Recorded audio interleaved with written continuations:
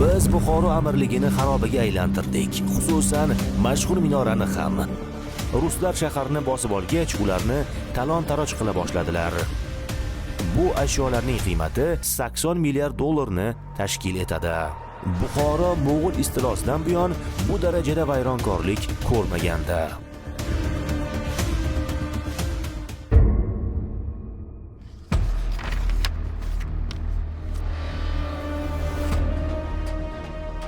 Ruslar Buxoro xonligini 1915-yilgacha tugatishni rejalashtirgan edi.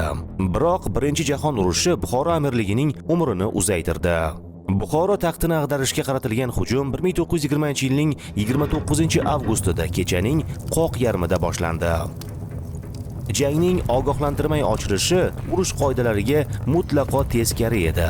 Yordam uydirmasi sovetlar uchun juda qo'l kelgan. Amirlikni parchalash oddiy mehnatkash xalqning talabi va ruslarning ularga qilgan yordami deya targ'ibot olib borildi. Ular bu tuproqlarga g'arb madaniyatini olib kirar ekanlar, o'zlarini go'yoki beminnat yordam berayotgandek ko'rsatdilar va bu orqali Buxoroni ishg'ol qilayotganlarini da'vo qildilar. Buxorodagi ko'ngillilarni hisobga olmaganda ikki tomon askariy kuch deyarli bir xil edi. Ikki qo'shin o'rtasidagi tafovut odamlar sonida emas, balki qurol-yarog', texnik vositalar va harbiy intizomda edi.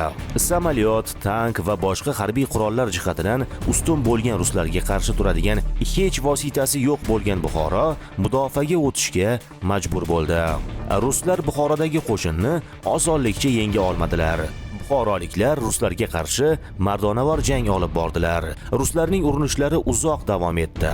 Qorako'lga uyushtirilgan shiddatli hujumlar natijasida ruslar shahar darvozalaridan yorib kirishga muvaffaq bo'ldi. To'plar qal'aning mustahkam devorlarini teshib yubordi. Askarlar devor teshiklaridan ichkariga kirib, shahar ko'chalarida oddiy xalq bilan bo'g'ishib jang qildilar. Urushning 3-kuni Buxoro bilan ruslar orasida muvozanat teng edi. Frunze shaharga samolyot va to'plar bilan hujumga o'tishni buyurgach, Buxoro bir zumda bombardimon qilindi. Qurbonlari daqiqa sayin ortib borayotgan shaharga yerdan va osmondan paydarpay hujum yog'ildi. Askari ham, oddiy xalqi ham bir tekisda hujum ostida qoldi. Shahar bir kunda yer bilan yakson etildi. Bu urushda ishtirok etgan uchuvchi Faysak shunday xotirlaydi: Biz Buxoro amirligini xarobaga aylantirdik, xususan mashhur minorani ham. Minorani buzishning bizga hech qanday ahamiyati bo'lmasa-da, uni vayron qilish bizga zavq berardi. Bomba yuklab Buxoroga uchib ketayotganimda pastda bir masjid ko'rdim. Masjidni nishonga olib, unga ham bitta bomba tashladim. Uchuvchilar so'nggi bombalari qolgunga qadar shaharni o'qqa tutishga farmon olganlar. Uchuvchi Laskin Alekseyevich jang asnosida shaharga 26 ta bomba tashlaganligini xotirlaydi. Urushning 4-kuni Buxoroliklarning kuchi tamomila tugab, amirning taslim bo'lishdan o'zga chorasi qolmadi.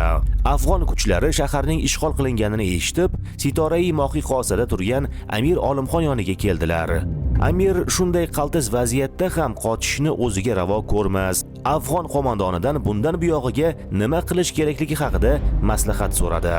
Qo'mondon unga shaharni tark etishdan boshqa yo'li qolmaganligini aytdi. Amir Sitorai Mohiqosidan yo'lga chiqdi va shaharni tark etdi. Shahardan chiqqanlar ichida askarlardan tashqari ko'ngillilar ham bor edi. Amir Olimxon shunday xotirlaydi: Jang asnosida to'p va samolyotlardan shahar vayron bo'ldi. Bechora musulmonlar oilalari va bola-chaqalaridan ajrab, nima qilishlarini bilmay, duch kelgan tomonga tum-taraqay qochdilar. Bandai ojiz ham 4 kecha-yu 4 kunduz dushman bilan olishdim. Qarshi tarafning harbiy kuchlari oddiy xalqni sarosimaga soldi. Shoyat xalqim tinch omonlikda yashasa deya o'z vatanimni tark etib chiqib ketishga majbur bo'ldim.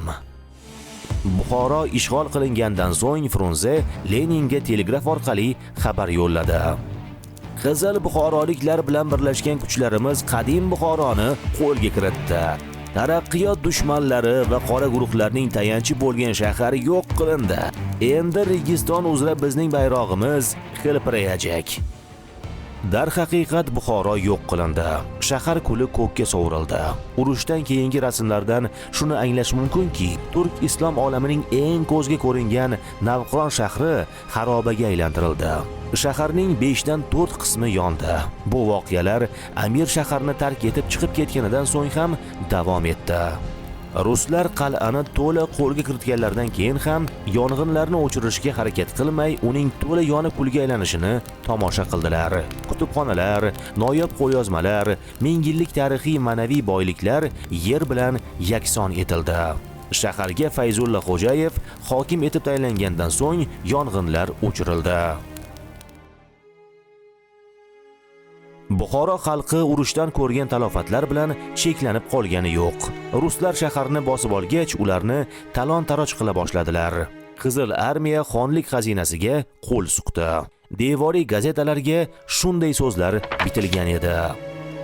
Buxoro ishg'ol qilindi.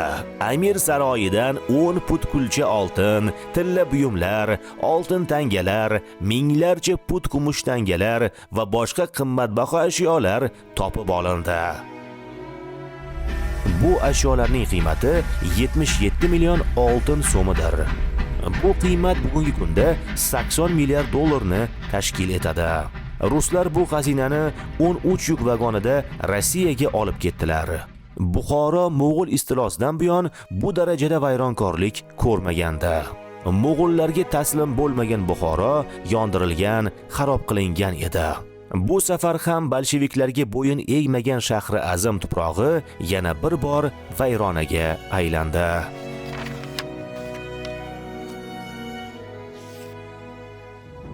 Buxoroning so'nggi amiri Olimxon kitobida batafsil o'qing. Hoziroq Iqro nashrdan buyurtma bering.